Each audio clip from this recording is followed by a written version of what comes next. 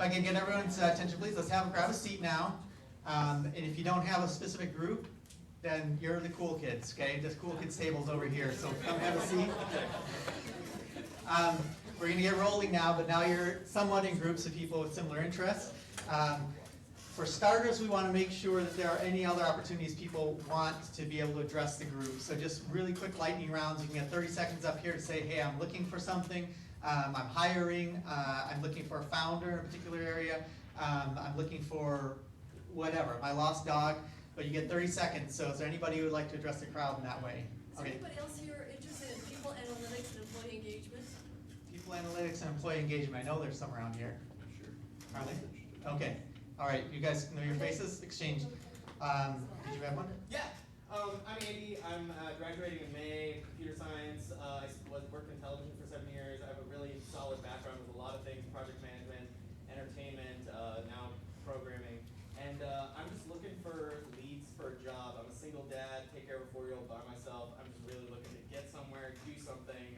I'm building an iOS app right now for a psychologist and trying to turn therapies into methodologies. So anything, I would love to hear about it. And, I'm a nice guy. So come talk to me. Okay, excellent. Who else? You got one right here? You bet. My name is Michael. Looking for immediate opportunities in project management, also Agile Scrum Master, Product Owner, and Agile Master. Have 15 plus years in IT and software, but I would love to get into like a technology psych type thing as well, which is one reason why I'm here. But yeah. And he's at the Free Spirits table, so you know he's fun. I Right? know free spirit. All right, we got one over here? Yeah, I talked last month, but I'm looking for app downloads, so I've got a social network that's designed to talk about things that we can't really talk about on Facebook, like politics and that sort of stuff. Want to be open and Very, very cool stuff he's doing. So yeah, in the App Store it's Lighthouse Social. If you guys can give me a download, I'd appreciate it. All right, come on here. Yeah. Okay, we'll take like maybe 4 more. Yes. I've just migrated from Pakistan to US. I've been in IT for last 30 years, done many things, was dean of IT as well. Looking for job, but have opened a company as well and doing software development. I've done psychology work, PsychTech work as well, and my area is artificial intelligence. Nice combo. Thank you. All right, make sure we talk more. All right. I'm a clinical psychologist having a background and then did my PhD in IT.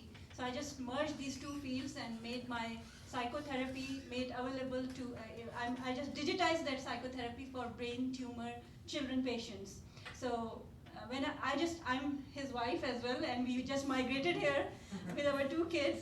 And I myself was diagnosed as having cancer at just 6 months back.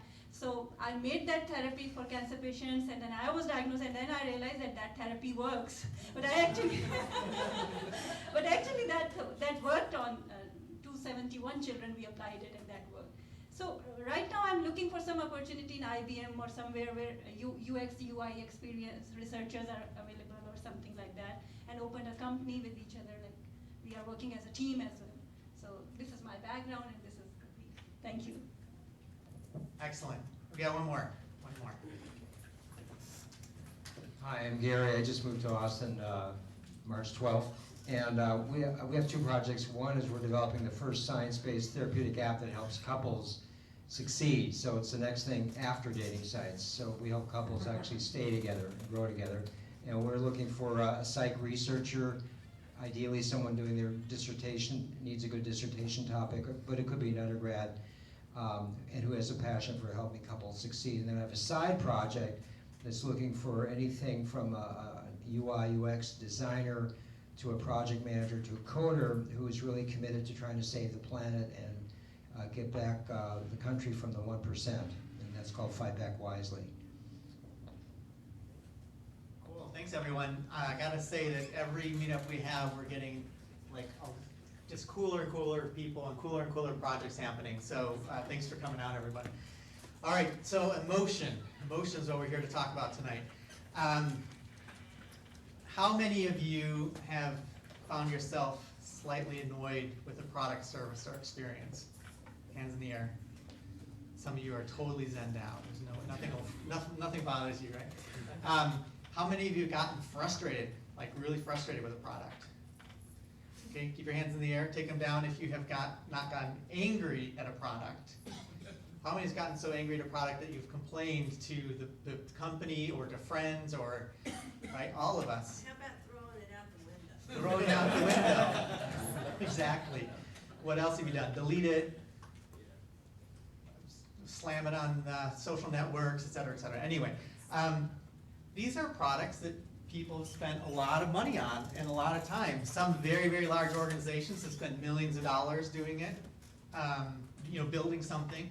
Others have been labors of love that people have really poured themselves into, and yet the desired emotional response to these products was horrible, right? So, and the result was that they didn't get used or they got abandoned, which is the worst thing that can happen to your product, right? Okay, let's flip that around a little bit. Who has been, and I'm going to pull things in the air because this side is harder to get right for everybody, but who has been on, had a flight on Virgin Airlines? And did it make you smile? Were you surprised? No? Yeah? Interesting? Now let's try another way. We'll go about it this way. Who has had a product that kind of delighted them? It was like, oh, that was pretty cool. I would hope most of us, right? Okay. How many people have some product at some point in their life, they're like, I love this thing. I cannot wait to tell somebody about it. It's so cool. Okay, a lot of them. Are there any brands that are particularly good at that just shout them out? Or things that you, or particular products? I really like my Volvo. Volvo, there you go, yeah. Any other products or brands or experiences? Disneyland, TV shows? No? Kitchen gadgets? Wow, this is a hard group to impress. Okay, I got my work cut out for me. All right, well, I don't like that the screens are dead again. That's not good. How do you spell Volvo? Okay, all right, cool. Volvo or car?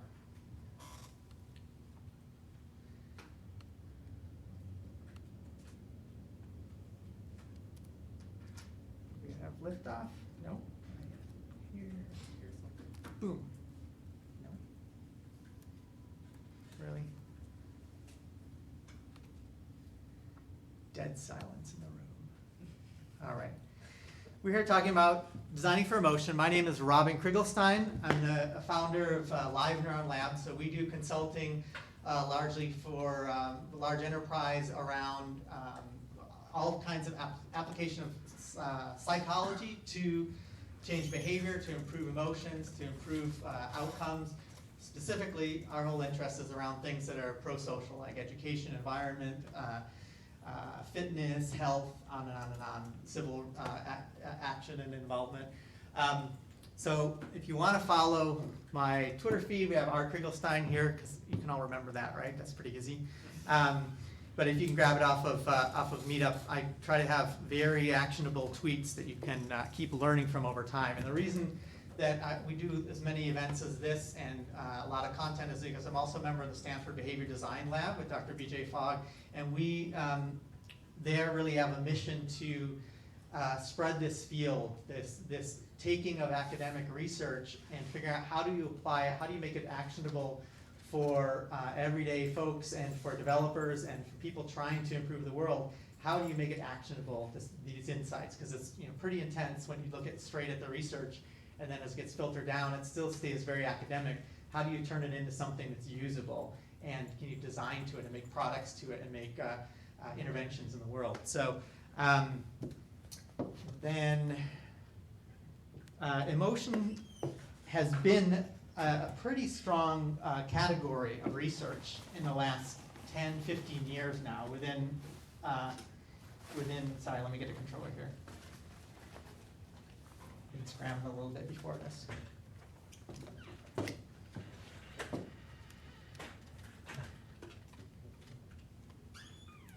There we go.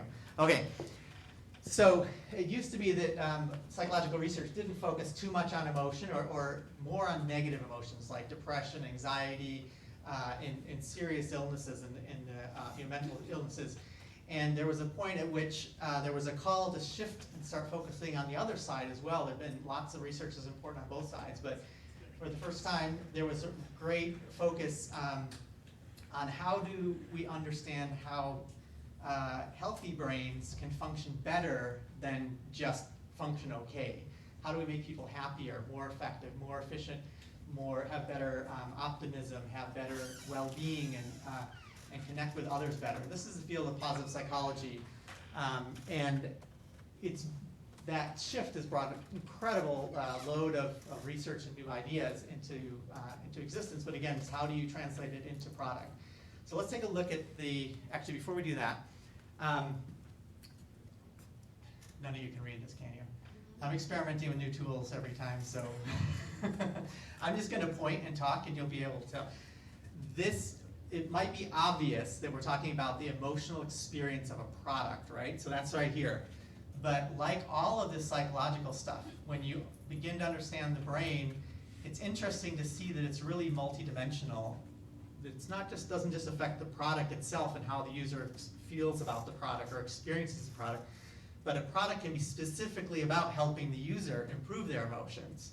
So there are a lot of products that are specifically around helping people meditate regularly, focus on gratitude, exercise, and a lot of those things, sleeping well. They're all definitely have emotional outcomes that are there. So the product, your startup can be, or whatever you're working on, could actually be specifically for improving health, emotions. But any other product or experience you're doing has to take emotions into account. That's something that's been missing in a lot of product design.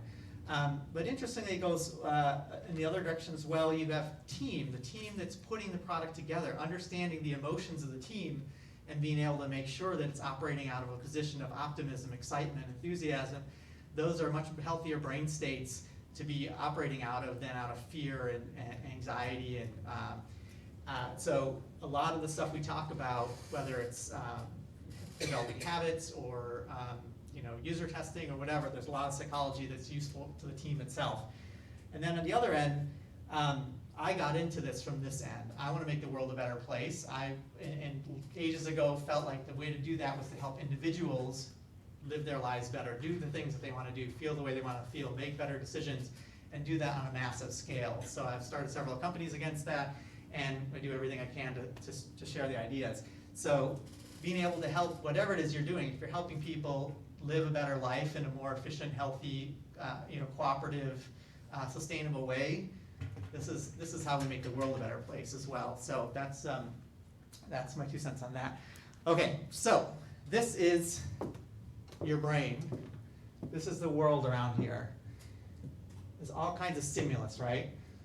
There's some stuff that's good, there's some stuff that's danger, opportunities, risks. Your brain's in the middle, taking all these thousands and thousands of stimulus around. It's trying to decide what to do. And then ultimately, it's trying to decide if it's something that's a risk, how do I push myself away from that risk? How do I manage that risk?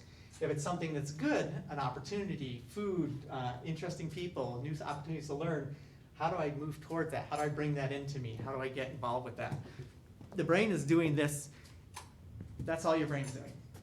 Gross simplification, right? But your brain's trying to survive by identifying patterns of risk and opportunity and deciding what to do about it. So another way to look at this is, if we start here, this is your brain. The environment provides some kind of stimulus, and then it goes back to the brain to react to it. So the brain then decides, what am I going to do about this stimulus? So I've got some stimulus, I need to figure out what action to take. And that could be thinking about something, that could be physically moving around, it could be fighting, it could be making a business plan, it could be getting life insurance, or it could be fighting off a shark, anything. But there's this interesting thing about the way the brain works. The brain is a system that does a lot of pattern recognition, a lot of processing to try to decide if something's a risk or an opportunity. And the reality is, the brain doesn't know.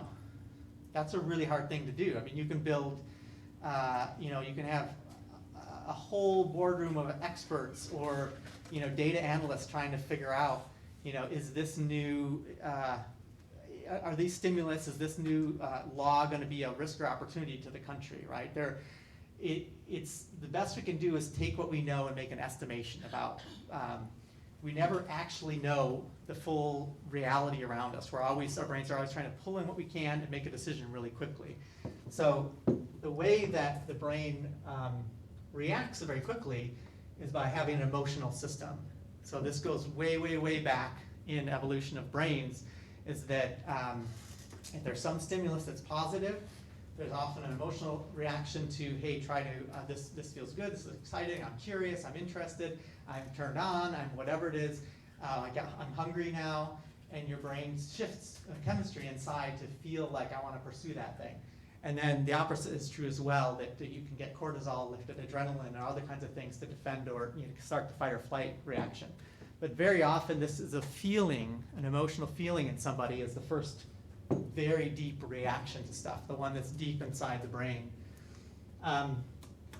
This is the area we're focusing on today. We've covered a lot of different topics over the months. Today I want to talk about this because this is I started over here actually decades ago, and focusing on how do you improve the behaviors people really want to improve. But then I realized after a while, well, part of the problem is people have a hard time, myself included. This is always I'm talking about myself, right? It's hard to decide what the right thing to do is. And then I realized, well, you know what? Most people are really just doing stuff. I'm not just realize, but this is where the research is going. People are you realize that we're not just rational creatures. We're really emotional creatures at heart, and that drives most of our behavior. We mostly want to do things in the world to alleviate this emotional shift. This is what we really strongly perceive, not necessarily what's really out in the world. So for example, public speaking, right? It's like one of the top 3 fears people supposedly have. There's really no risk of danger. Like it's not like fighting a shark or something like that, or texting while driving, right? Texting while driving is way more dangerous. You're much more likely to die doing that than public speaking, right? I don't think it's ever happened. Maybe in ancient Rome, someone got slaughtered for saying the wrong thing in front of a crowd. But so this system here that makes emotions out of experience is not perfect, right? We get these feelings like, oh, I'm gonna be speaking in front of a crowd, so I start to freak out, I start to hyperventilate, but its representation of reality is not correct, right? It's not in proportion to what the real risk is, and vice versa. Texting while driving. After 9/11, more people died on the roads in the following 12 to 24 months because they stopped flying airplanes than died in 9/11 itself, because people became afraid of airplanes, which rationally made no sense, but it was because it was an emotional experience. You see that, you see airplanes, and that's the emotional response. So if you look around in modern life, you've got an incredible amount of activity, of human activity going on, trying to adjust mood, trying to bring down negative emotions, bring up positive emotions. That's why people are often moving, and often they don't need to change the outside world. Like, we're designed to constantly be at risk and threats and opportunities, and be finding the lions and finding the berries. But our world is not that physically dangerous anymore. It's much more interesting and lush and comfortable, but our emotions fly all over the place, just as if it was the jungle still, or the savannah. So the opportunity to adjust emotions directly is actually a huge opportunity to, 1, make products, and 2, somebody may say, hey, I'm coming to you to get a better can opener, or to find a better car, a better app for finding whatever it is, getting lunch ordered. The reality is they're talking about this, and the problem is a lot of products, not just products, but interventions, whether social movements, et cetera, are focused on, hey, there's this practical problem we need to solve. There's a pain point. Let's focus on how do we solve that. If we solve it really well, practically well, then people will buy it and use it. But the reality is there are many products that work better that people don't use because they're not enjoyable. They're not actually addressing this. They're skipping this. They solve this without improving that. Like you have, for example, software that in the car will remind you to don't answer your text while you're driving, or get in your way to prevent you from doing things you don't want to do. And those might frustrate you and make you furious at the product. In fact, a lot of wearables go there to die. Like, they keep pestering you to exercise. They keep pestering you instead of making you feel good about exercising. So there's this risk that you make a product, and I would argue that a huge percentage, maybe 80-90% of products are failing at this place, that they're focused on the practicality of the solution instead of how does it adjust the user's mood? How good does it feel to do it? Even if you're solving this problem, which we need to and should in many, many cases, if you're not making them feel better about the situation, you're not getting your product used. So wearables, again, being a really good example. Many of them have great practical ways for helping you to understand that you're exercising more and that you can improve, but they don't hit on the emotional side of it, of making you feel actually more successful at it. In fact, they give you more data, and for many people, it makes them feel more miserable, right? Okay, so that's what we're focused there. I'm going to stop for a second. Any questions? Yeah. Nope. Nope. I guess I was just like the presumption of. I guess you gave the example of public speaking, like having no dangers, but it seems like in our society, kind of having traction and having status is so strongly linked to our survival and our well-being that it's a legitimate, like, our neocortex seems like that it can compute that. Like, it doesn't have to be necessarily emotional. It does, yeah. You're totally right. You're absolutely right. Which is why a lot of the stuff is gross simplifications, and a lot of you know that in here who are study psychology. But you're absolutely right that, in fact, that it appears now that the social parts of our brain, the kind of social opportunity and risk, it sits on top of and reuses a lot of the physical pain experiences, and so we imagine we can often feel social rejection or acceptance in similar circuits that are being used when actual pain is applied. So you're absolutely right. There are other examples that one could use that don't have even that stigma to them, but that is what people imagine. Any others? Okay. So what I want to do is not questions about this specifically, but I would like to hear if there's broad questions about the evening that you're hoping to get out of learning about emotions for design. What did you come here hoping to find out? Go ahead. I'm just curious because I'm very familiar with Neri Yal's work in the book Hook. Yeah. Mm-hmm. So will you be presenting anything that's not in that book? Oh yeah, totally, absolutely. I guess this looks a lot like his stuff. He's a brilliant guy, a friend of mine. So let's dig further in. So if we break that whole process down a lot more, there's a lot of steps to it. You've got all this stuff happening in the environment and all these steps happening in your brain to figure out what actions to take. We don't have time tonight to go through all that, so we're going to be talking about simplifying it down again to, at any moment, a very simplified view is that the brain is trying to identify what are the opportunities to improve my situation, but not just actually physically, actually improving my emotional experience, and what's the cost of doing that.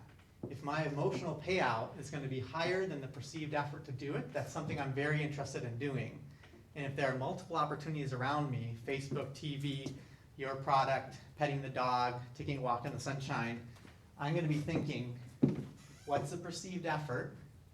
My brain's saying, what's the easiest way to get an emotional boost right now? Either relieving negative feelings, and those negative feelings include feelings of empathy, feeling people struggling, worries about, guilt about what I might have and others don't, but also just things like comfort, like my glucose levels have dropped and I want some sugar to feel better, get a quick rush, things like that. And then getting up out of the couch, putting the shoes on, and going outside is part of the perceived cost of taking a walk outside. So that's where grabbing a video game or jumping on Facebook or doing something less healthy might be or could be healthy, but the better choice, or not the better choice, but the choice that your brain jumps to. So it's really important in designing, as we go through a lot of products, especially in the onboarding process. But we've done this for conferences, for physical products. The trick is to think throughout the process, not in a big way, how am I changing their mood, but step by step. How is what I'm doing impacting? And in essence, the brain is constantly saying, what are you asking me to do? Not the whole product, but just like, oh, you want me to fill out 4 fields in order to see what this product does? That's too much trouble. Or 10 fields, right? And then I get something wrong in the field, right? Like I didn't put enough letters in the password, and suddenly you throw up a big red exclamation mark, and it's like, you did something wrong. But really, you didn't give me enough information to do it right in the first place, right? So there's a lot of forms having red, negative, exclamation mark feedback is emotionally costing against that formula for you. So meanwhile, we know from research that, or research suggests that if someone fills it out and you say you put up a fun little graphic that says, congratulations, good job, you know, now we're ready to do the next step or whatever, that actually releases oxytocin and changes the brain's chemistry to feel a little bit better, like I'm being acknowledged, like I made some progress.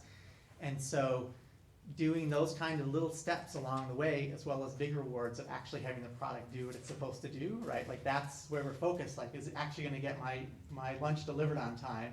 Is it actually going to, you know, save me money on whatever? But it's all the way along the way people are deciding, do I trust this product to deliver an emotional output that's better than the cost I'm investing into it? So, questions, thoughts? So curiosity, novelty as an example, is something that I can maybe create for you to have that you didn't have before. And by taking some simple effort, you're going to satisfy your curiosity. Yes, Right. exactly.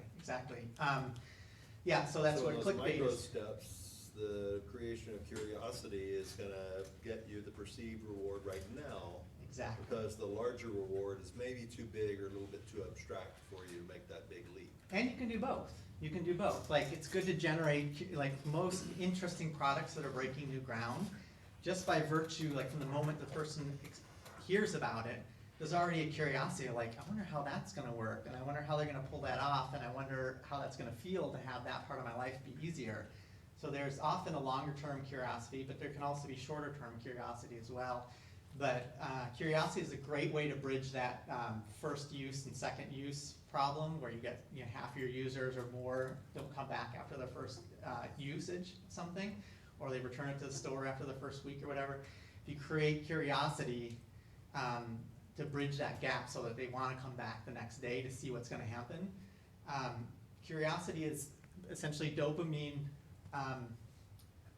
When we think there's an opportunity to learn something, all these neurotransmitters do a lot of stuff that's very complex, but simplifying down a lot, one of the aspects of dopamine is that when you think there's an opportunity to learn something or get a reward, learning being one important reward, the dopamine levels rise, and it kind of makes you, it actually makes you kind of agitated, like you want to resolve that. You actually want the dopamine to go down again, because it makes you, it's actually, if they wire people up to have dopamine continuously drift in them, it's a really agitated feeling. The rat pressing the lever was actually not very happy. He was feeling terrible. It's a horrible feeling.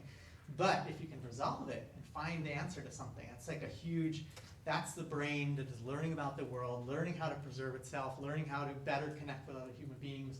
That's what our brains are, one of the things our brains are evolved to do. So if you can provide that curiosity along the way, it's one of the more powerful ways to motivate people. Two others above that, of course, are, or maybe three, are like, you know, sex drive, fear. Those are very, very strong, and they're just way, way overutilized in, you know, all over in our media and our culture. So, and they're things that kind of become more deadened as you keep amplifying them. Curiosity, of course, can be overused too, that which clickbait basically is doing right now. But that's within a certain context. Like, that's something that's harder to burn out because the curiosity to learn things is pretty strong. So you can have that throughout your product and use it, you know, keep trust. That's the thing, is people, eventually if you keep promising things that you don't deliver on, then people stop believing it, right? So there's a trust element as well. Questions? Yeah, I'm wondering how this is related to somebody who's in distress or pain and is willing to put forth a lot of effort. Yeah. To reduce the distress. So, right, the stronger the emotion is, or the stronger, actually, let me take this the other way around. The greater one thing to separate out is, when you're designing this stuff in that formula, it's not just what the actual pain and cost or emotional ROI is. There's what it actually is going to cost or return, and then there's the perceived one. That's the other one. So somebody's coming to it with a great deal of pain. If you can provide the stimulus that makes them feel and trust that they're going to get a great deal of pain resolution from negative to positive. So someone's coming in very agitated about a very strong negative emotion. And you can lift them up here, maybe not all the way up to super happy, but even if you can lift them this far, that's the more you can move people along this spectrum, which again is very simplified, the more they're willing to put forth effort. They're willing to, basically your perceived reward is higher, therefore you can ask for more effort. So if the perceived reward of what you're doing, like you're going to save someone's life, or you're going to get them a lot of social accolades in front of all their friends, or you relieve a great deal of pain, or make them super happy like cocaine does, or something like that, then you can get people to do more stuff to get here. But it's also very helpful to have, they may lose faith along the way, so having a continuous chain of helping people understand why they're making the next step and keep the faith alive is very helpful. So, for example,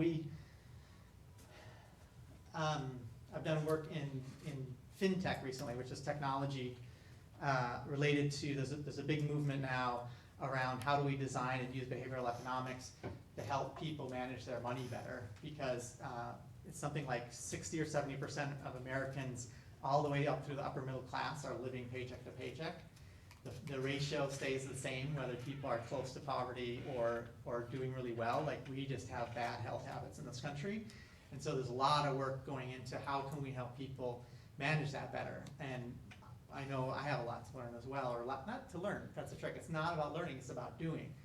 And so, but this is also a lot of look that's going into people near the poverty line as well, and saying there's a general attitude of, hey, we'll give you money from the government or from a social, social group or a charity or something like that, but you have to prove that you really need it, right? You need to fill out 12 forms.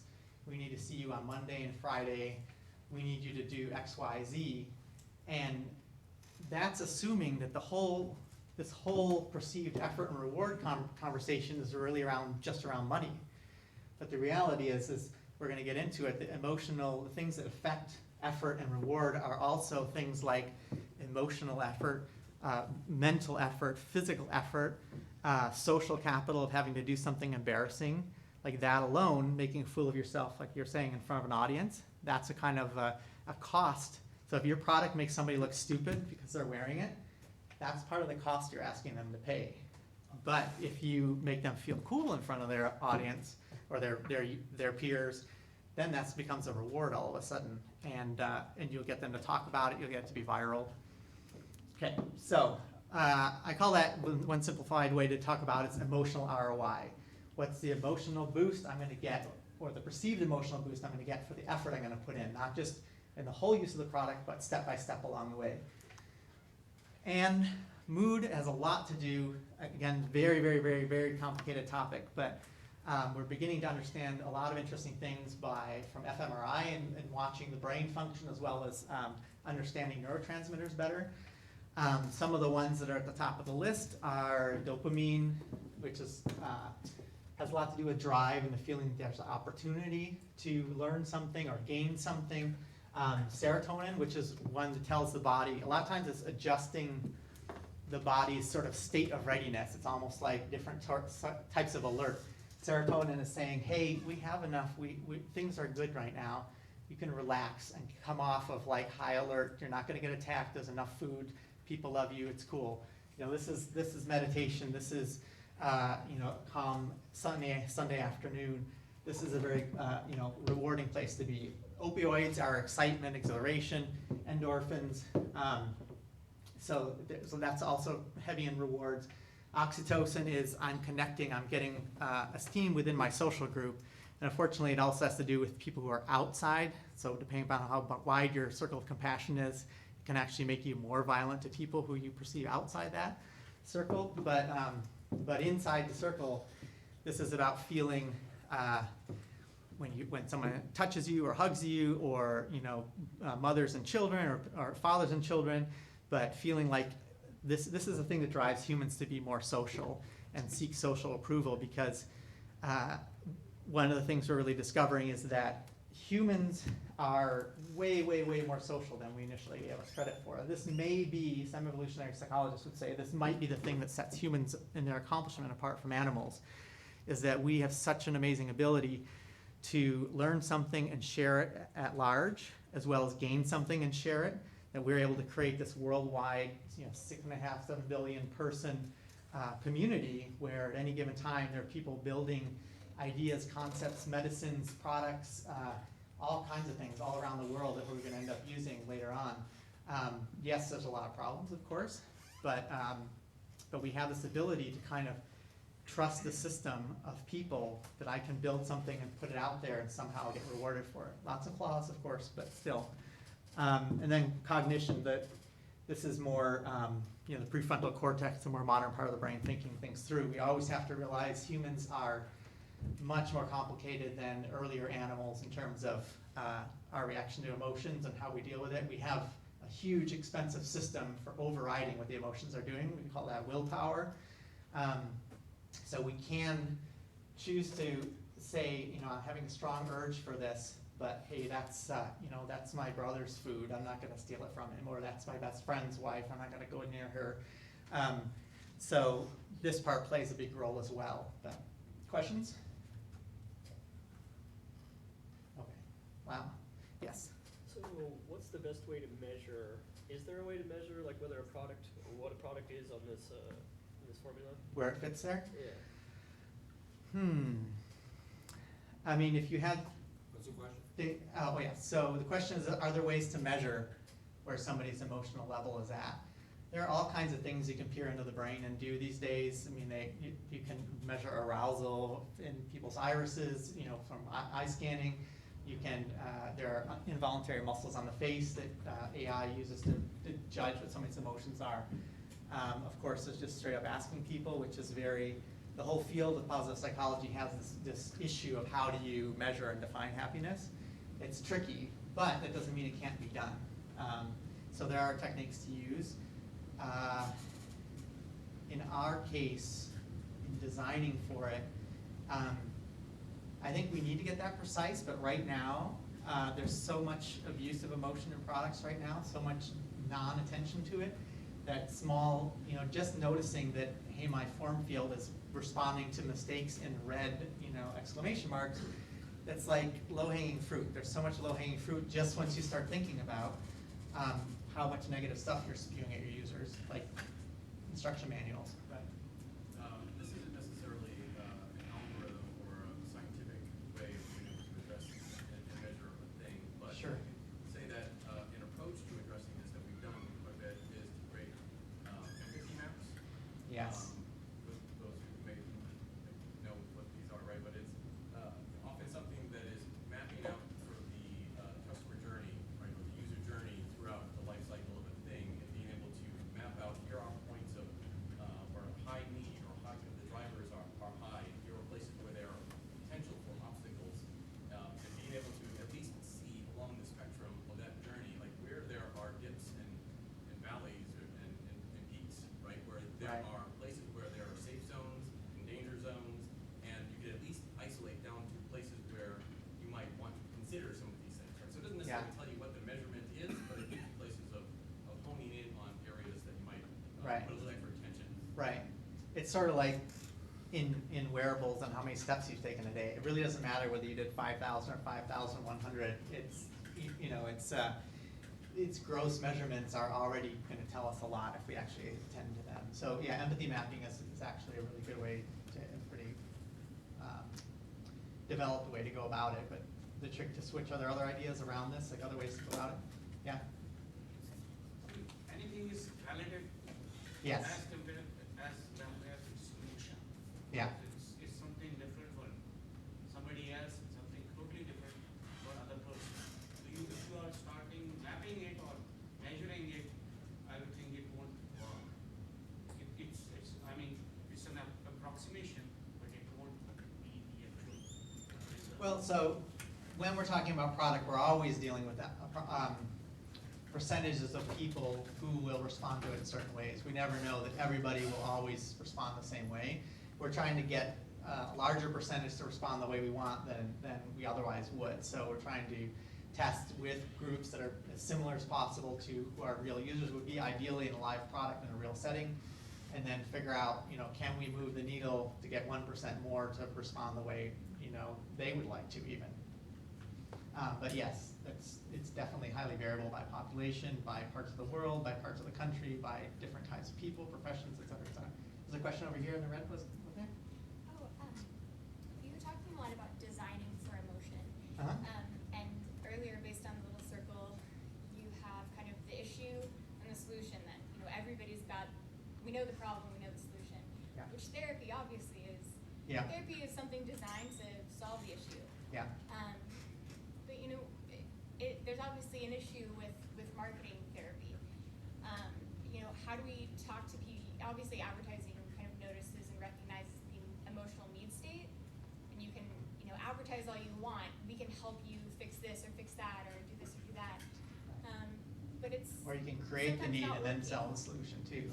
I think that it's interesting that people have to come on their own accord, no matter how well you market the emotion that you're going to solve. Wait, So say that again? I missed it, sorry. I think it's interesting to me, like apps and things that are for mindfulness. Mhm. Somebody might be attracted to, oh, this will help me be more stress-free at work. So that's a very attractive, easy thing to download. But going to, marriage counseling, that's like a whole other kind of step to take. Right. So marketing, I'm talking about like how do you advertise Mhm. solving the issue by meeting that emotional need state of that couple. Well, are you interested more in the getting the pitch in the first place, or getting from the pitch to people actually sitting down in the therapist's office and and paying for that? I Or guess both? It's not so much a question, it's just more just an observation of,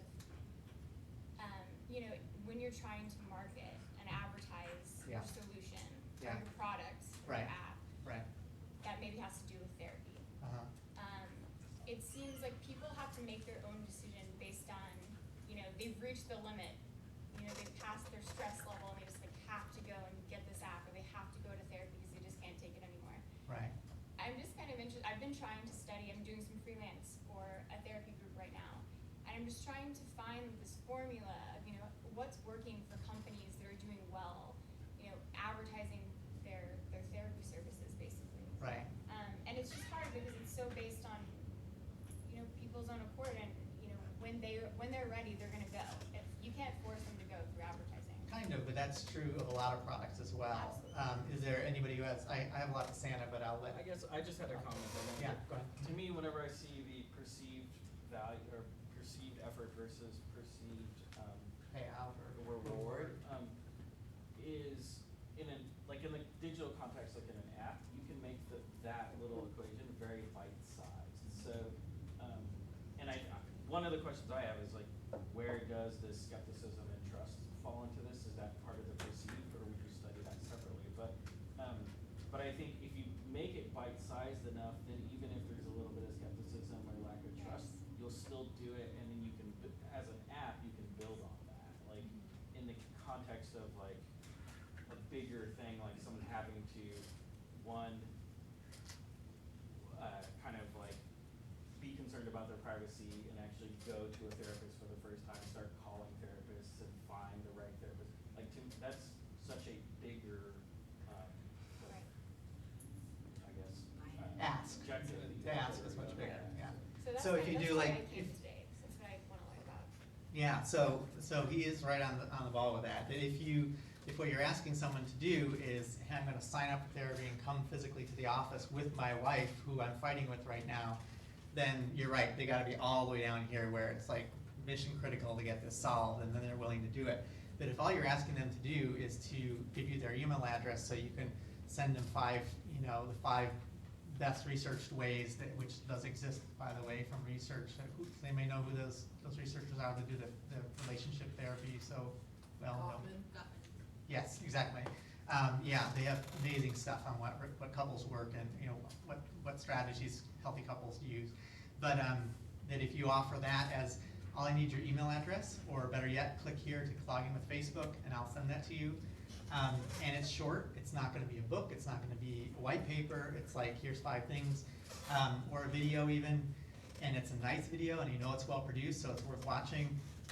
The ask can be much less, and you can get people who are even up here, they're like, well, I would feel, I'm fine in my marriage, but I'd love to know what really good couples do, and Then later on, now you have this relationship with them that they've started to build trust, and then you can do step by step to get them, deeper involved. So you see that happening a lot of product right online. There's a lot of things that are happening in the startup world and in software and online, obviously online software, where products and ideas are able to iterate so crazy fast that we're figuring out good practices that could be used in many, many other areas, like just straight up massive social movements or political campaigns or non-technical services and products. And one of those is like bite-sized steps and asking smaller asks. Any other thoughts on that? Yeah? I think the problem is sort of along the spectrum, right? You've got the problem of making the pitch, so they'll give you their email. Then you've got to convert them into ongoing user. But then that's not where behavior change happens. Behavior change at some point is a leap into actually doing more. Yeah. So that's where you're talking about the experience of the product itself versus the user themselves changing. So we're talking about all four of these levels tonight. One is if your product is just about getting someone to use the product, because there are many great products that would improve your life if people use them, then it is just that. You don't need to change their real world behavior too much, although they still need to physically use it, right? But if you're really trying to have people then practice these good habits and healthy relationship habits, or actually come into the office on a regular basis and talk through things, which is a very difficult thing for people to do, but super, super valuable, then you're getting into more of the real world design. And that's one thing that behavior design and action design and other, these general fields tend to differ from other products, is that we're much less, we encourage and are afraid to go outside the product and say, and ask you to do physical stuff in the real world, including like setting reminders around or physically laying out your exercise clothes, so that even though I'm using an app to help me exercise, the app has encouraged me to lay things out such that it's easier. The cost of exercising in the morning has gone down.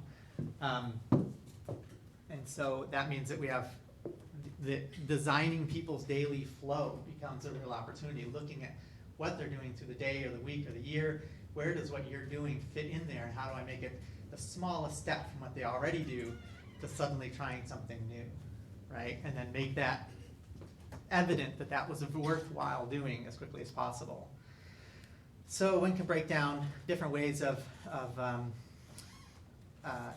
rising or decreasing all of these different neurotransmitters, both in your own life, just with your own exercises, but also within products. And we're going to try to break down in a fairly quick way to do this, and then we're going to start working as a group to kind of generate more specific ideas. So I want to break out what effort is in the FOG behavior model. We have a variety of things that relate to ability, somebody's ability to take action. So another way to look at it is, what's the effort to take action? What are we asking people to do? And you have to think about physical cost. So that can be the actual sweat of going out and running, or it can be as simple as, hey, you're trying to get people to touch a button that's way too small or read something that's unreadable on a small screen, right? That's physical cost you're asking people to do. Mental cost, and physical cost also, like on physical products. How many people here work on physical products, by the way? Let me do that breakdown. Okay, we got a couple. All right. Software, hands in the air. Okay, and live experiences, and intervention, therapy. Okay, cool, that helps me know. All of which this stuff applies to. But mental cost then is like, are you giving people a massive form at the office before you'll give them aid? Are you asking them to figure out between 4 different options in your product which type of user they are, but the explanations are really confusing or don't make sense? Like how can you make that more clear in the language of the actual user? Is your emotional cost is, are you triggering things that that spark, it can be a lot of things, of course, but are you bringing up emotional content that either inspires or makes them feel better, like a cute kitten or something else, or exciting music or something, Or are you bringing up something that actually dampens their, like they emotionally react to it in a negative way? You're waking up parts of their brain, like spiders or something they're not interested in, or that freaks them out. Or you're showing a lot of wearable devices or big data devices have this problem for consumers that they show a lot of math. And unfortunately, our school system creates a lot of math phobia. So the trick is, how do you present the same content in a way that doesn't trigger that math phobia, that instead feels much more like a game, or much more friendly, or much more like emotionally helpful? How do you do emotional metrics? So emotional cost is that. Social costs, are you doing anything embarrassing?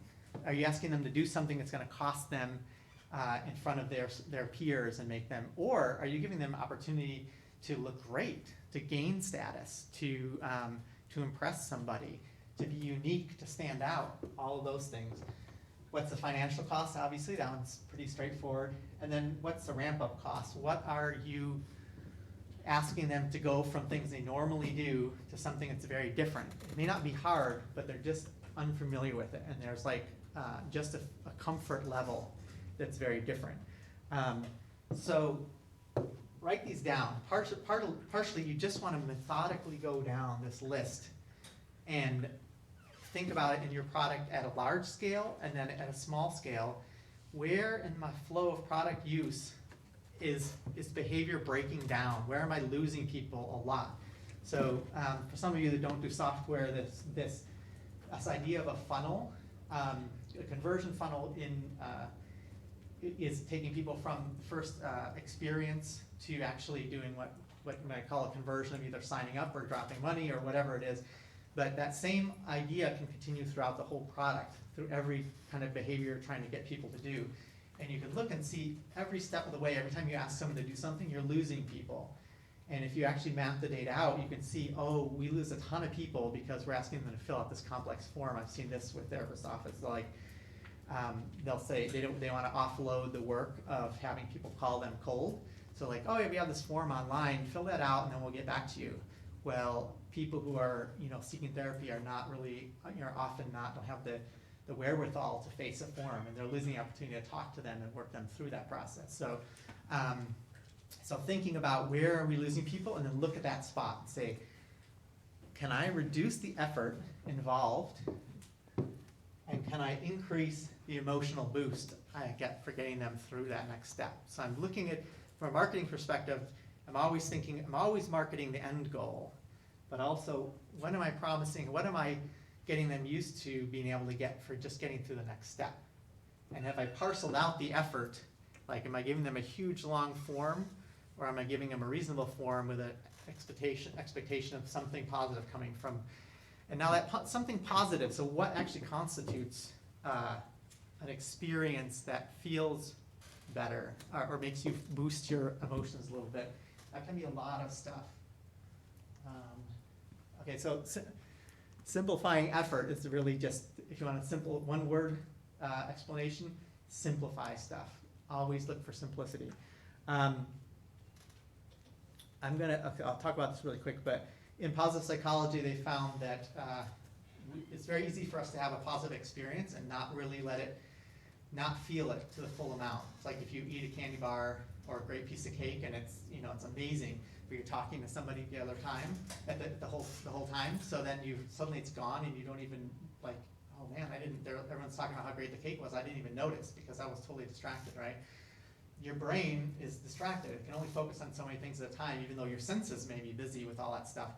Where you're putting your attention and what's being recorded and what kind of, more importantly, what the emotional responses to stuff has to do with where your attention is, which is a lot of why meditation and gratitude and things like that are important, and acknowledgement of people.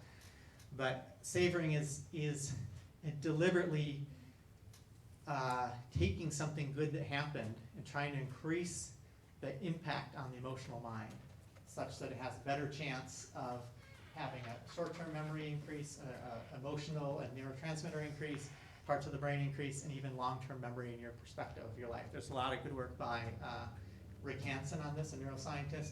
I'd recommend everybody check out. But in product, how can you expand viscerally, temporally, and socially any good thing that happened? How can I make sure that It has a bit more of a visceral feel to it. It's a better picture. It's a bigger picture. It's a richer color on the positive thing. How can I temporally expand it? How can I take that good reward thing or that good positive feeling I did, that animation, that feedback, whatever it is, that social congratulations from other users on the product, that feedback from the therapist, feedback from the counselor. How can I make that stretch it out a little bit longer? So that the effect, if you smell the roses for 1 second, like you literally double that by spending, or quadruple it by spending 4 seconds with the rose instead, like if that's a positive experience. So, and then finally socially, if in many cases, if you did something noteworthy in a social context, if you can expose that socially, obviously with the user's knowledge and approval, that makes it that much more of a success for them. So if they accomplish something, like I've actually walked as far as, I've climbed as many steps as the Sears Tower or whatever. You tell the person that has a certain amount of positive impact in terms of positive neurotransmitters in their brain. But if you also socially announce that to a group and then even have them feedback like, hey, congratulations on that, you're taking, again, one positive moment that happened in their life and you've multiplied it multiple times. Questions on that? This stuff is just so clear. Everybody's like, got it. Who's go ahead. One thing I was gonna kind of add in, I think, is, well, I kind of lost my train of thought, but it was about positive psychology and the importance of taking the time to not try to multitask so much. Yeah. I just recently read an article in Harvard Business Review, their circle background. And it talked about the damage that we've all learned how to multitask and be great at it. And really what it's proving in their long-term studies is that it's causing dementia earlier because the neurotransmitters are short-circuiting.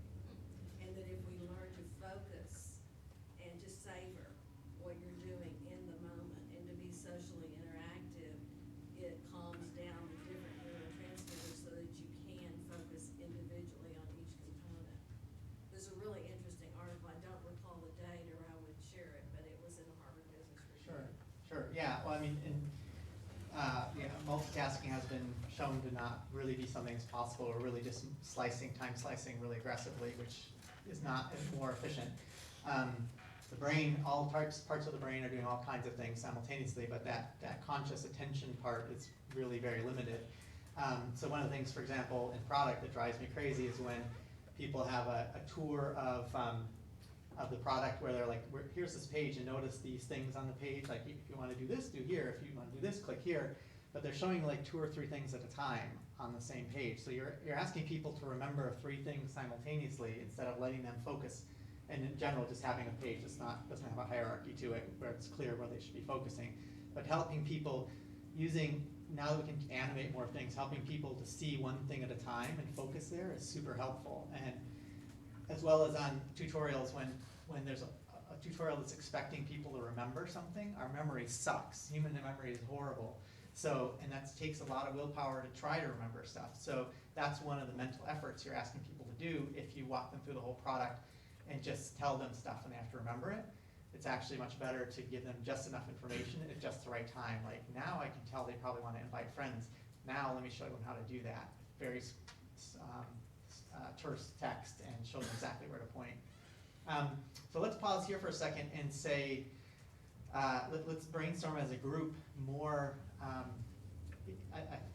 think we probably have enough to generate as a group kind of specific product cases. And by product, I'm always meaning, whatever it is you're designing, whether it's experience or, let's turn to our tables and kind of share ideas around, and if you're at a small table, you can group up, things that you've noticed in products that either increased the impact that you felt made a positive mood impact or actually made it worse, things that should be avoided. So let's start with positive things. Why don't we circle up, we'll take about 5 minutes as a group and share ideas on products you've seen or just rough ideas on things that have made you feel better while doing a product, while using a product or experience.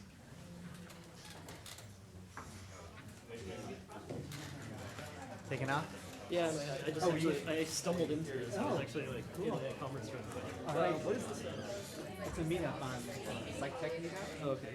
Yeah, so what you that's do? my personal card, but, well, I do this on, yeah, I run it, but this is my day job. So if you search, how can you find the meetup? PsychTech ATX. If I go to the site? If you go to the site, you know what, just email me at, email me that, and I'll send it to you.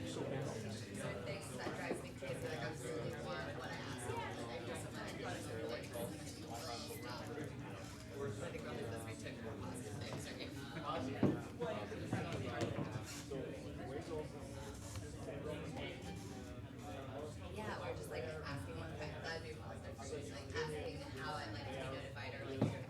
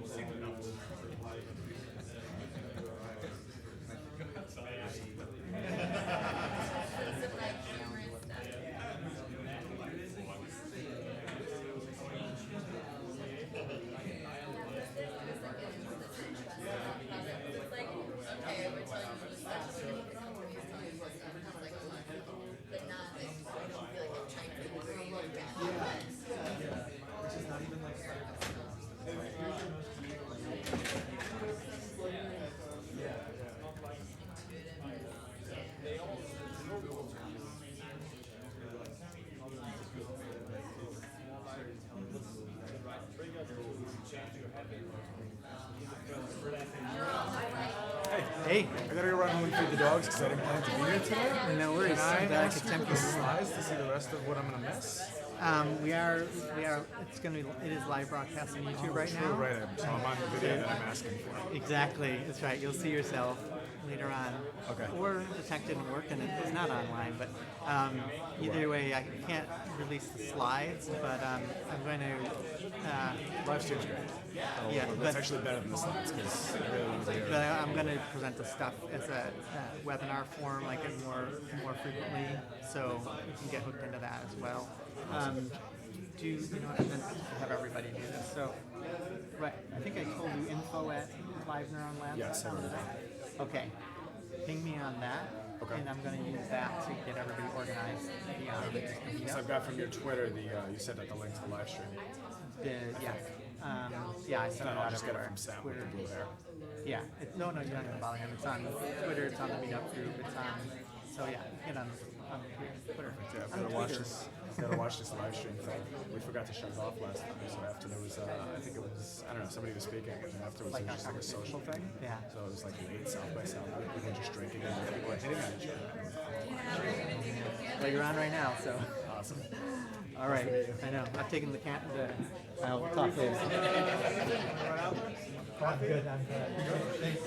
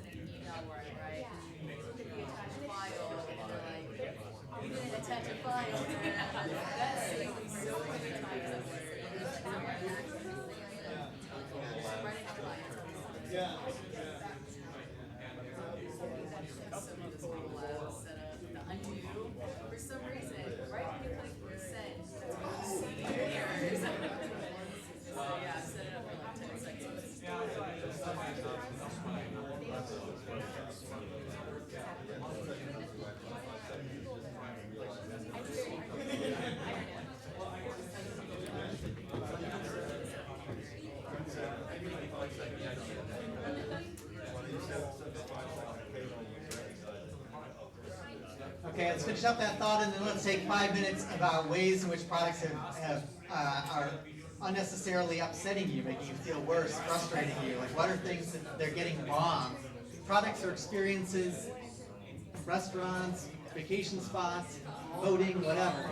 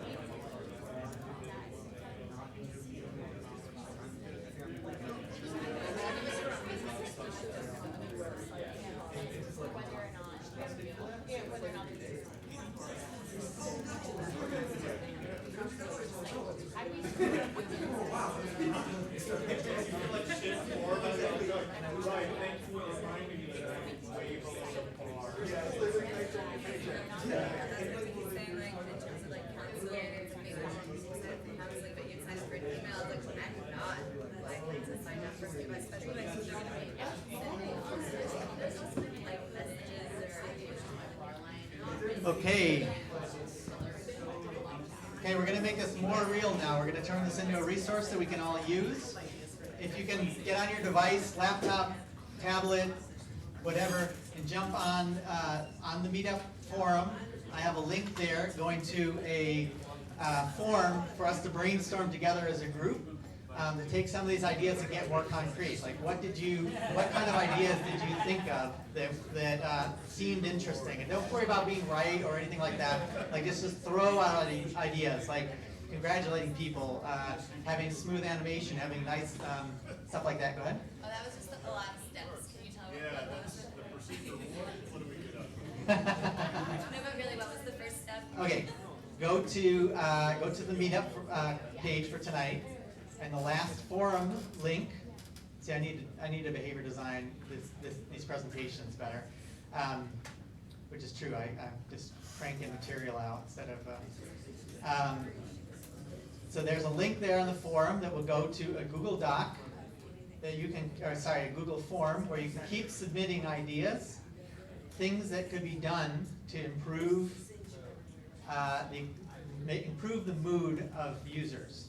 Whether you're doing, look into whatever world you're working in, and think about, can we adjust the way we talk to people, the length of the call message, the sound, for example. Another good example is that anybody using those chips on their on their credit cards now, and you go to CVS, whether you do it right or wrong, when it's done with you, it goes, and you feel like you did something wrong, right? The sound design is terrible on that.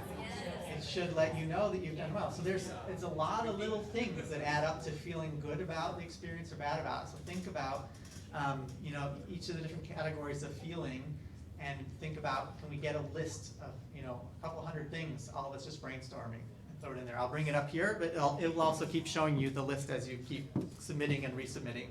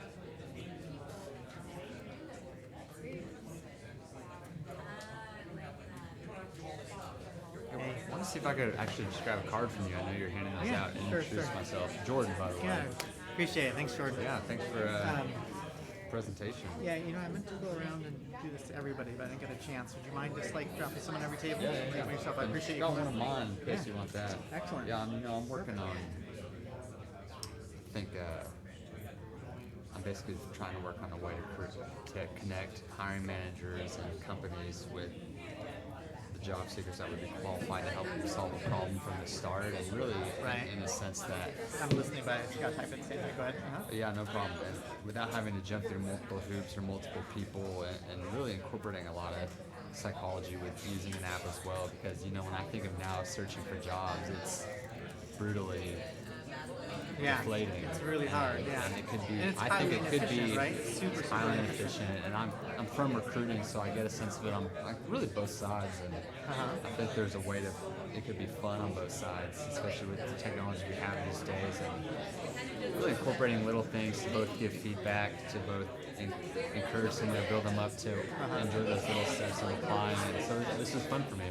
Yeah, I appreciate it, and thanks. Glad you use it. If you want to talk more, there's office hours as part of the Capital Factory. If you're also afterwards, I'll have to grab a drink downstairs with folks so we can chat more. But if you want to chat on the phone, give me a holler and we can arrange a little bit of time to talk to you. I'd love to arrange something because I'm really interested on the psychology side of what I'm trying to build as well, and I think it's dealing with people directly in jobs. So I think there can be a lot of heaviness there, but a lot of also ways to make people really feel better about those things. So I would love to. I'm actually not a member at Capital Factory as of now, but would love to find a way to kind of show you what I'm thinking. Or hit me up on there. I got to run on this, but definitely a pleasure to meet you. It definitely helps if we talk later. I'll feel for the name of the face.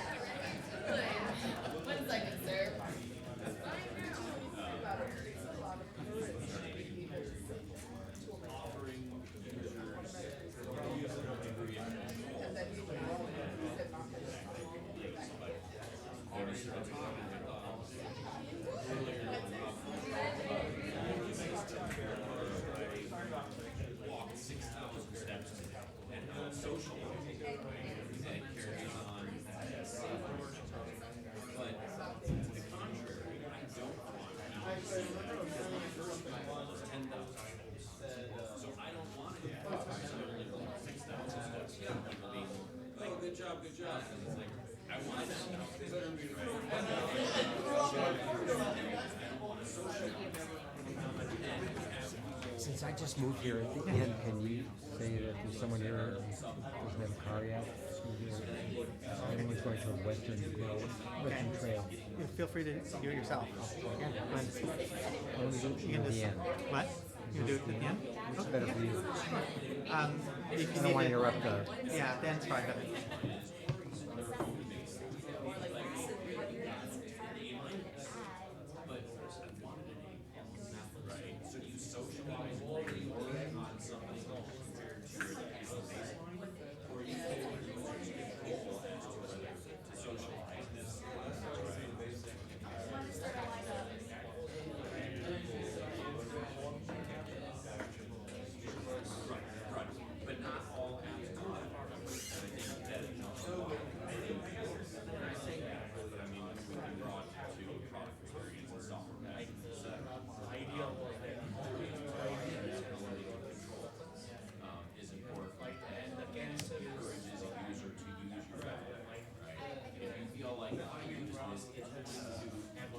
Okay, now we've got another form up there. We're putting things that you see in products all the time that actually hurt the user experience. Not user experience, but the emotions. Like they make you frustrated, they bring you down, they remind you of something that freaks you out. Things that are, small details or big things that actually affect your mood while you're using a product. So in the same forum, the Meetup forum, there's a new link, and you can click on that, and we'll do the same thing, collecting. Actually, you know what? There's no reason not to do it. Let's just continue in the same place we were. Actually, that's as easy, and now we'll know everything else from here on out is terrible things. Don't do these things. But we want to like expose as many of these things that we're often not thinking about in product that are or experiences that cause a negative feeling. Like you go to the DMV, it smells bad in there.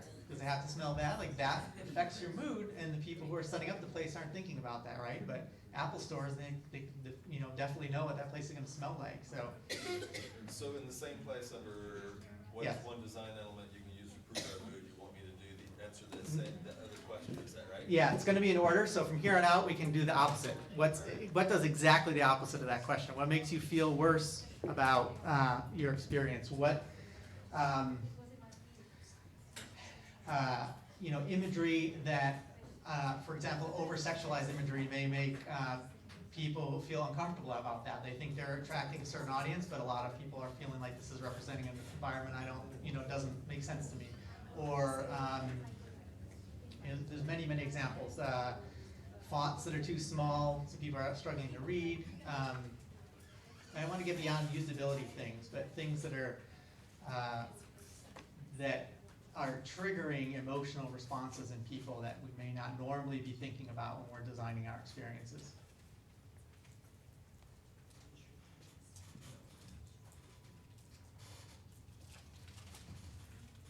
It's the same thing we brainstormed a little while ago that we were talking about as a group, so let's try to catch some of them.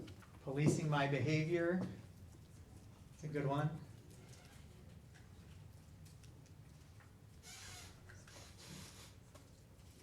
Having too crowded pages, yeah, definitely. Just too much text in general. Too much talking in general, like I've been doing up here. Yeah, unnecessary hoops. Talk about, you know, designing call centers and the on hold and all that stuff that's going on. It's just absolutely irate making.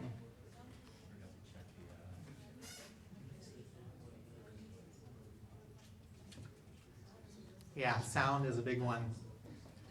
If you're talking physical products, like the way that the crown of a watch feels when you turn it, the way stuff feels in your hand all matters.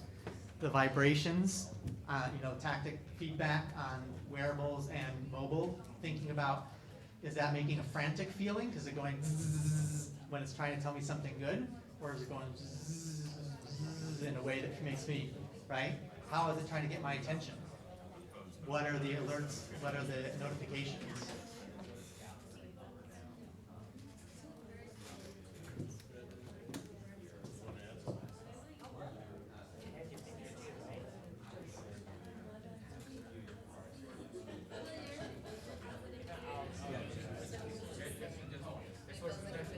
Through like for everyone.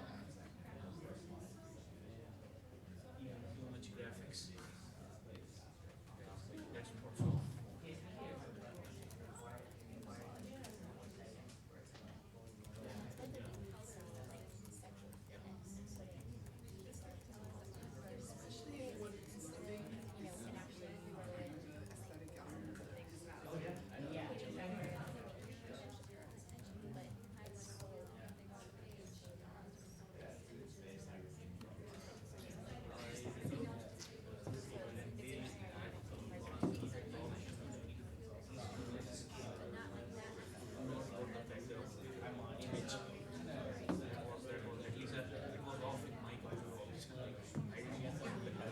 Okay, seems like we're not generating any more ideas, so should we, let's take a vote amongst the group. Should we just let these conversations go, play out now, or do we want to have a large conversation? All in favor of letting these conversations keep playing out? Hands in the air? Yeah, should I just let it go? Let's let it go. I'll just wander around and, cool. We do have one question for the group though before we go. Want to,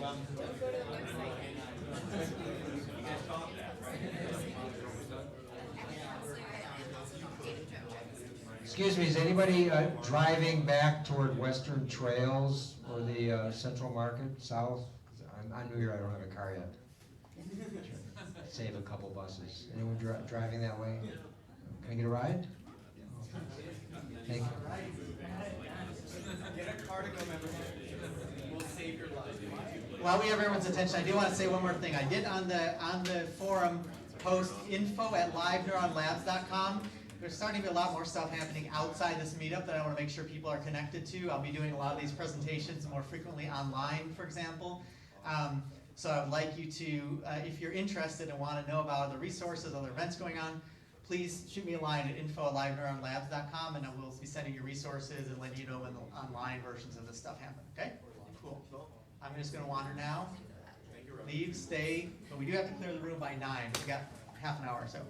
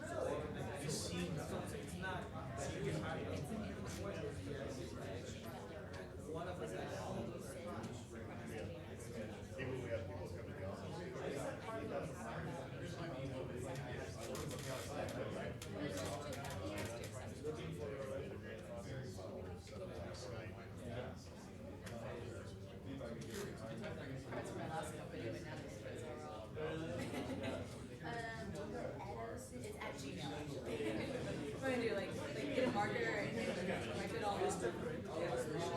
No, I know. It's thing on the back. It's free for you. Well, it's free. It's like 500 or something.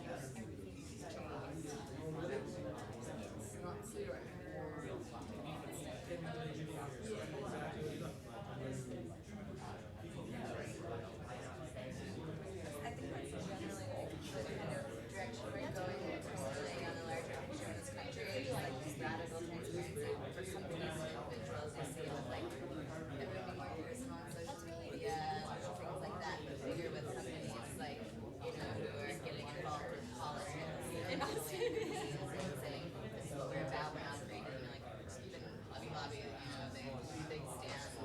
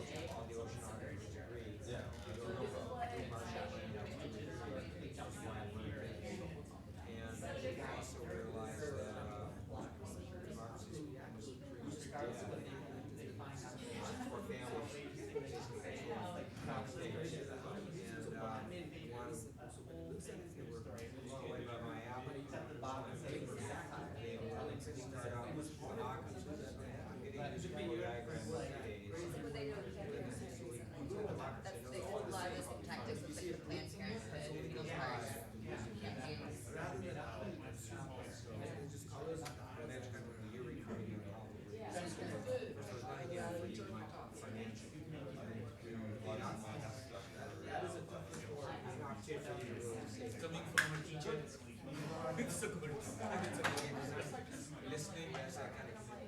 Do you have any? Yeah, we think I could find it over 60% market rate, and eventually we'll move up to record. They're part-time, I know all the good people. Just trying to take it back out. Tell you what I will do for you. I'm willing to shoot it on the video.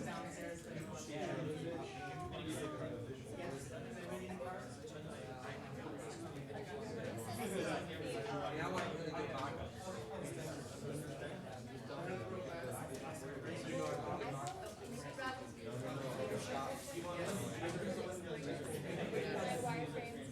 Well, you are. You are.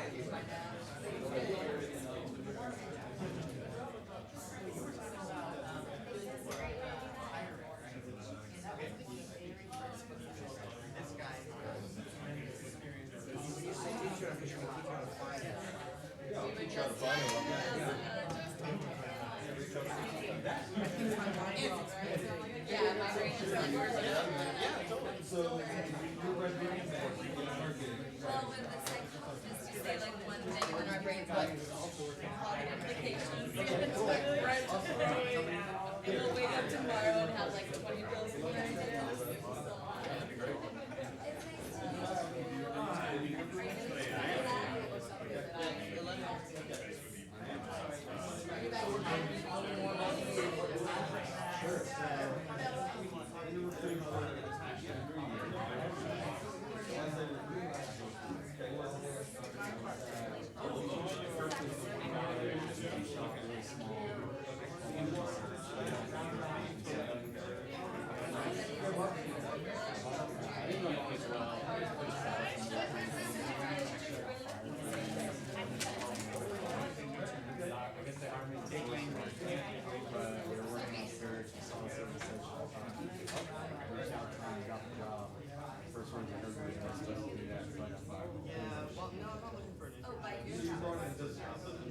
Working on something that I thought maybe you were.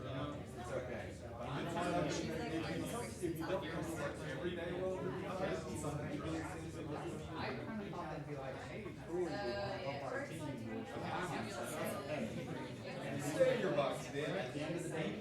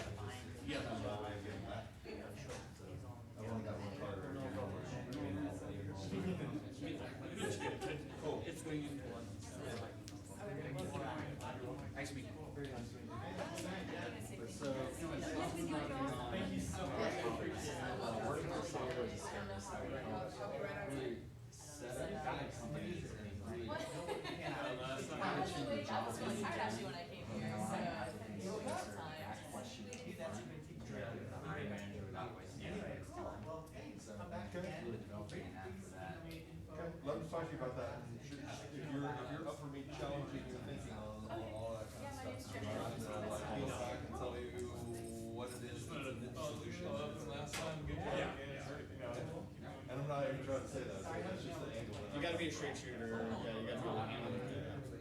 Most people so far have told me they really like what I have to show so far. Sure. I would love to hear. Yeah, that'd be great. But yeah, It would be great, and then also hear maybe what you like. Yeah, I'd love to do that too. I'm sure it's kind of exactly what I mean. Change the world. figure out what it is Sounds good. actually can get out. So, just real quick, I do a bunch of different webinars and stuff. Back in 2006 or so, when I started working, helping individuals, because there's not much about recruiting. The notion is, out of the game's played, it's easier to win. So, I don't know what your strategy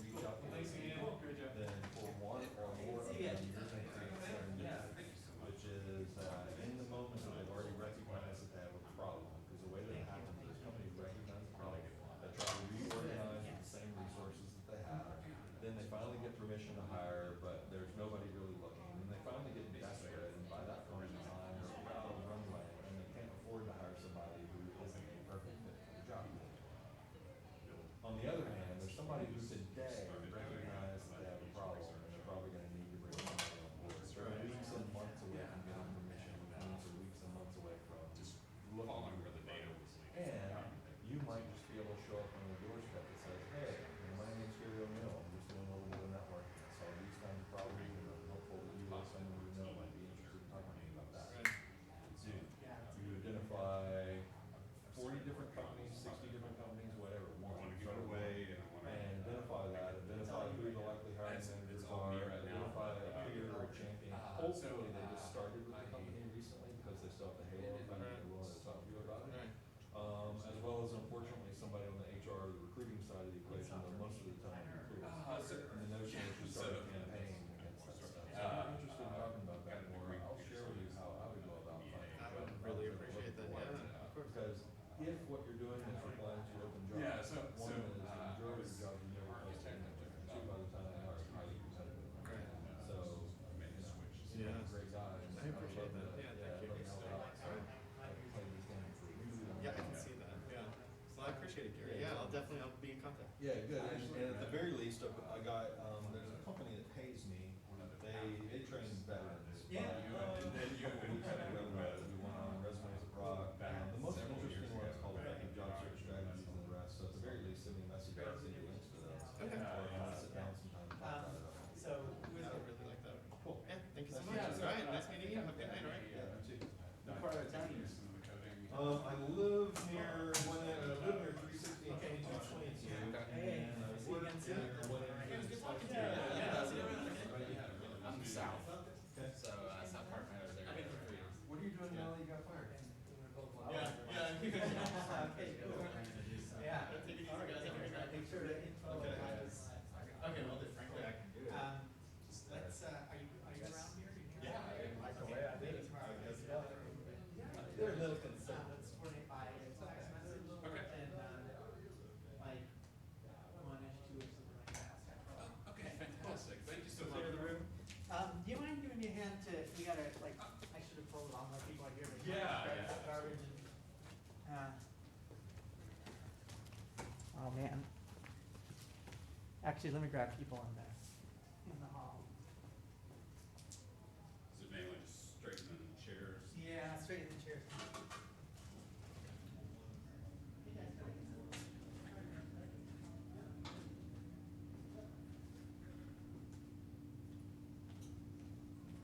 But it's just important. Oh, it's very important. Yeah, you ask people what's important in their lives. Their family, their health, their faith, their career. It's in the top 3 to 5, always. And unfortunately, it's done really, really poorly. It is, and I even saw that at Richmond. Really Oh, poorly. awesome, guys, thank you. Unfortunately, I mean, the weird thing is, I make my living from a third-party perspective in that regard. But a third party can't ever do it for a company as well as they can themselves, because your ability to tell the story, the people who you really want to hire need to be courted, they need to know the story, and what's crazy to me is that anybody thinks that they can hand somebody a piece of shit job description, which they all are. Like 20 bullet points. Yeah, and think that somehow you can go find somebody great. So you're like, and what it means is when you look at that set of bullet points and they want to pay market value, they're looking for somebody who's making a lateral move. Exactly. Yeah, And then that person is willing to hear in 3 months another move. You take apart the tables. It's the whole thing is ludicrous. And I had this idea that I've been working on. But I make a lot of money doing it.